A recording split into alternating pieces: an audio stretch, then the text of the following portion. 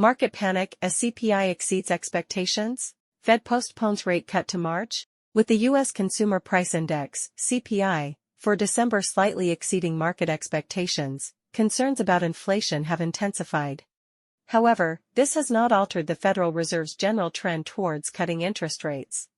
Analysts point out that despite a slight rise in the CPI, various factors suggest that the likelihood of the Fed initiating its first rate cut in March 2024 remains high. This video will explore the recent CPI data's impact on the economy and the Fed's future monetary policy direction. 1.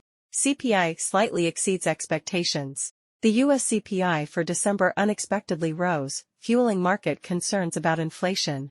According to data released by the U.S. Bureau of Labor Statistics on Thursday, the CPI in December increased by 3.4% year-on-year, reaching a three-month high and surpassing the market expectation of 3.2%. Month-on-month, it rose by 0.3%, also above the market expectation of 0.2%.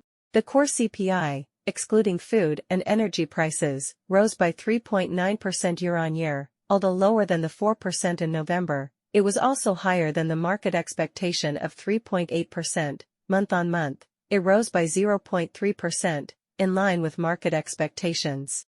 The rise in CPI was mainly driven by the service sector, food, and energy prices. Housing costs, which make up one-third of the CPI, increased by 0.5% in December, with hotel prices rebounding. Food prices rose by 0.2%, with egg prices surging by 8.9%. Energy prices increased by 0.4%. 2. Trend towards rate cuts remains unchanged. Despite the CPI rise exceeding market expectations, this does not indicate an intensification of inflationary pressures in the U.S., nor does it imply a change in the Fed's dovish monetary policy stance. In fact, the fluctuations in the CPI are still within the normal range. The Fed's other focus, the Personal Consumption Expenditures Price Index, and Core PCE, are both close to the Fed's target level of 2%.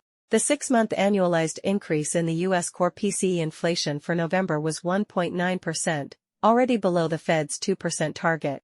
Therefore, the Fed still has sufficient reasons to cut rates this year to stimulate economic growth and raise inflation expectations. On the other hand, the rise in CPI is influenced by short-term and seasonal factors. For instance, the rise in housing prices is mainly due to the boost from the Christmas holiday, an effect that may fade in January. The increase in food prices is mainly due to supply and demand dynamics, which may ease in the future. The rise in energy prices is mainly due to recent incidents affecting international oil prices, a factor that may weaken in the future.